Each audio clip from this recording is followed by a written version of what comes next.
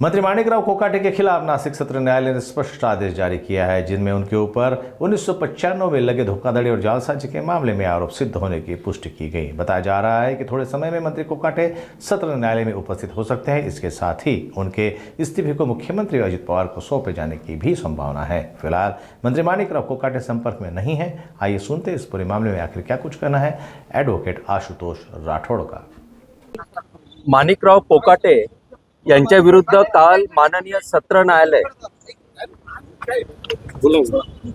मंत्री माणिकराव कोकाटे यांच्या विरुद्ध माननीय सत्र न्यायालय यांनी काल स्वयंस्पष्ट आदेश दिलेत आणि त्या आदेशामध्ये त्यांच्यावरचा गुन्हा सिद्ध झाल्याचं नमूद केलेलं आहे आणि आदेशमध्ये स्पष्ट निर्देश आहे की आरोपी यांनी मेहरबान कोर्टापुढे त्यांचे बेल बॉन्ड सरेंडर करावेत आणि कायद्याप्रमाणे पुढील ॲक्शन व्हावी। कायद्याप्रमाणे पुढील ॲक्शन जी अभिप्रेत आहे ती म्हणजे गुन्हा सिद्ध झाल्यामुळे अटक होणे आणि तुरुंगात रवानगी होणे, यासाठी कलम 418 CRPC हा स्वयंस्पष्ट आहे। परंतु काल सत्र न्यायालयात आरोपी म्हणून श्री कोकाटे यांनी हजर राहणं अपेक्षित असताना आणि कायदेशीर बंधनकारक असताना त्यांनी अटक टाळण्यासाठी ते कोर्टापुढे जाणून बुजून हजर राहिलेले नाहीत। ही जी कायदेशीर पळवाट त्यांनी शोधून काढली, ती पळवाट बंद करण्यासाठी आज आम्ही रीतसर मेहरबान ट्रायल कोर्टापुढे कलम 418 CRPC अंतर्गत अर्ज दाखल केलेला आहे आणि मेहरबान कोर्टाने त्या अर्जाची त्वरित दखल घेऊन या कलमनुसार कारवाई करण्याची गरजच का पडली। खरं तर सत्र न्यायालयाची आदेशाच्या वेळेसच अंमलबजावणी होणे आवश्यक होते असे निरीक्षण नोंदवून आता पुढे रेकॉर्ड अँड प्रोसिडिंग मागवण्याची प्रक्रिया सुरू झालेली आहे आणि येत्या काही तासामध्ये न्यायानुसार CRPC नुसार जे अभिप्रेत आहे ती कायदेशीर प्रक्रिया पूर्ण होईल याचा मला विश्वास आहे। शेवटी कायदा हा कायदा असतो आणि कायद्याची अंमलबजावणी होते हा अतिशय स्पष्ट संदेश आपल्या सर्वांना मिळेल असा मला आत्मविश्वास आहे। वॉरंट निघण्याची शक्यता बोललं जाते, आपण नेमकी काय मागणी केली? बघा, याच्यात शक्यता नाही आहे, याच्यात क्लिअर आहे पोझिशन कायद्याची स्पष्ट आहे की एकदा गुन्हा सिद्धी झाली की त्याच्यानंतर अटक ही क्रमप्राप्त आहे। अटक हे डिस्क्रिशन नाही, हे काही निर्णयावर नाही की अटक करायची किंवा नाही करायची। अटक होणे हे क्रमप्राप्त आहे आणि त्यानुसार या प्रोसिजरमध्ये असल्यामुळे आता त्यानुसार सर्व प्रक्रिया पार पडेल असा मला विश्वास आहे। तर आता आपण अटक वॉरंटची जे अर्ज दाखल केलेला आहे त्या संदर्भात काही निर्णय झाले का? निकाल येणं बाकी नाही, निकाल येणं बाकी आहे, कारण की रेकॉर्ड अँड प्रोसिडिंग मला माहिती नाही की का अजून ट्रायल कोर्टापुढे गेलेलं नाही। खरं तर ते त्वरित जायला पाहिजे। या नवीन वास्तूमध्ये हा पहिला लोकहितकारी निर्णय झालेला आहे आणि रेकॉर्ड अँड प्रोसिडिंग तर काही 5 मिनिटाच्या अंतरावर दोन्ही कोर्ट असताना का तासांचा विलंब लागतो हे मी आज म्हणणार नाही। I will reserve my comments. परंतु रेकॉर्ड आणि प्रोसिडिंग आता त्वरित मागवलेले आहेत आणि रेकॉर्ड अँड प्रोसिडिंग आल्याबरोबर आदेश स्वयंस्पष्ट आहेत आणि कलमातील तरतुदी स्वयंस्पष्ट आहेत। कलम 418 CRPC अंतर्गत प्रक्रिया होणे कायद्याने बंधनकारक आहे आणि कायद्याने बंधनकारक असल्यामुळे पुढे अटक ही अटळ आहे।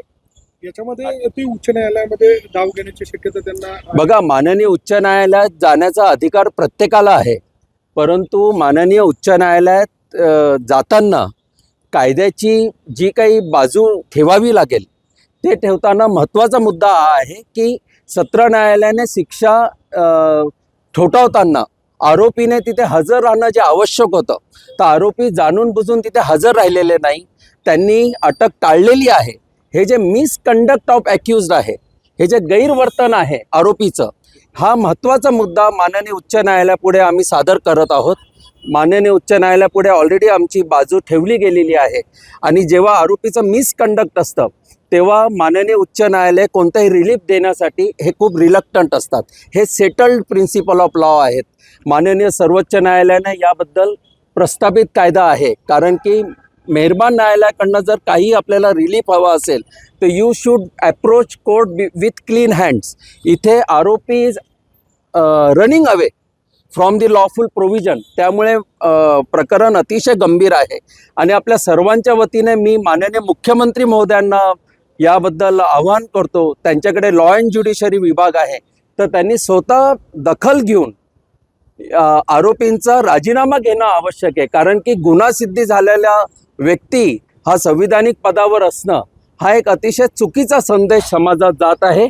माननीय मुख्यमंत्री महोदयांनी याबद्दल त्वरित कारवाई करणं आणि समाजाला एक चांगला मेसेज देणं हे आज it is need of the hour. अटक वॉरंट जर निघालं तर मंत्री किती धोक्यात येऊ शकतो? नाही, अटक वॉरंट निघो किंवा न निघो, म्हणजे अटक वॉरंट तर निघणारच आहे, परंतु नैतिकतेच्या कसोटीवर खरं तर पदाचा राजीनामा त्यांनी 1 वर्षापूर्वीच द्यायला पाहिजे होता.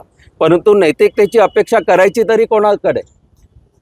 तर आता याच्यात असं आहे की आता शिक्षा गुन्हा सिद्ध झाल्यामुळे आमदारकी तर जाण्यासाठी काही तासांचाच अवधी बाकी आहे. कारण की प्रमाणित प्रत ही विधानसभा अध्यक्ष यांच्याकडे पोहोचल्याबरोबर कायद्याची प्रक्रिया होणं अभिप्रेत आहे.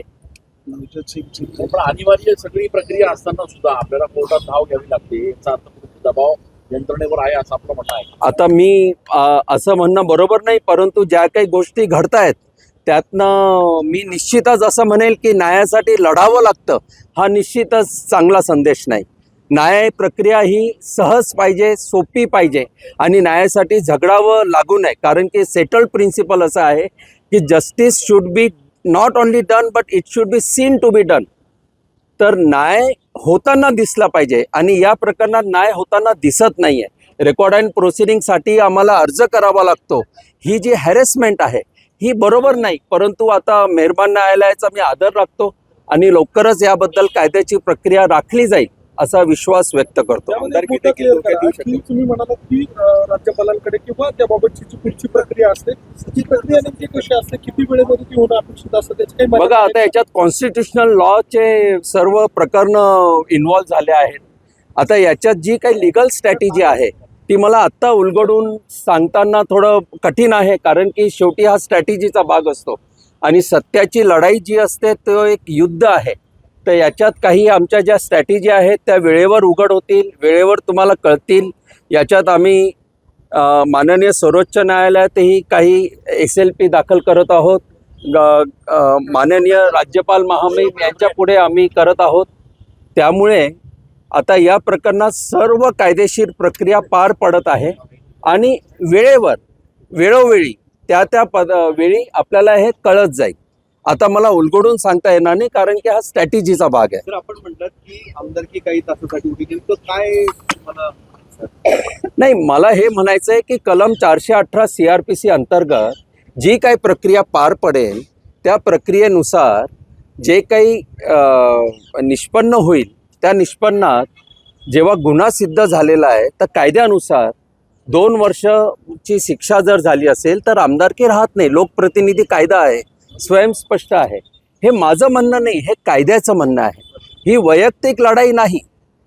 माझं आणि माणिकराव कोकाटे यांचं वैयक्तिक वैर नाही, हा तत्वांचा लढा आहे, ही कायद्याची लढाई आहे. त्यांचे वकील म्हणतात की नाशिकच्या कोर्टामध्ये येण्याची आवश्यकता फारशी नाहीये कारण आम्ही उच्च न्यायालयामध्ये याबाबत दाद मागतो. बघा, कायदा असं म्हणतो की जेव्हा आरोपीचं जजमेंट दिलं जातं तेव्हा आरोपीचं कोर्टापुढे असणं आवश्यक असतं. परंतु निकाल काय लागेल याची जाणीव असल्यामुळे अटक टाळण्यासाठी ते कोर्टापुढे जाणून बुजून हजर राहिलेले नाही असं प्रथमदर्शनी दिसतंय. आणि माझं असं म्हणणं आहे की याबद्दल आता मेहरबान कोर्टापुढे न्यायप्रविष्ट आहे, तर न्यायप्रविष्ट असताना आता याबाबत मी जास्त बोलणं योग्य होणार नाही. बरं, 1 मिनिट. आता ज्येष्ठ विधिज्ञ आव्हाड साहेब याबद्दल काही बोलतायत. मुळामध्ये अपील कोर्टासमोर त्यांनी उपस्थित राहणं त्यांच्यावर बंधनकारक आहे. माणिक कोकाटे स्वतः वकील आहेत, त्यांना कायद्याची माहिती आहे असं आपण गृहीत धरूया. काल ते गैरहजर का राहिले आणि बरेचदा विधानसभाचं सत्र सुरू आहे असं सांगून ते प्रोलॉंग करत गेले, कारण यापूर्वीच निकाल अपेक्षित होता. दुसरी गोष्ट अशी आहे की नवज्योत सिंग सिद्धूच्या मॅटरमध्ये अशीच शिक्षा झाली आणि त्यांचं ते पद गेलं होतं. मला या ठिकाणी एक महत्त्वाचं मुख्यमंत्री महोदयांना सांगायचं आहे की तुम्ही नागपूरच्या काँग्रेसच्या आमदाराला वेगळा न्याय देता. आता या ठिकाणी आपण निश्चित कशी भूमिका घेतात ते पाहणं उचित आहे, कारण नागपूरच्या एका आमदाराला काँग्रेसच्या शिक्षा झाली 2 वर्षाची आणि त्यांना लगेच त्यांचं विधानसभेचं पद गेलं. आता या ठिकाणी फडणवीस कुठली भूमिका घेतं हे पाहणं फार महत्त्वाचं आहे.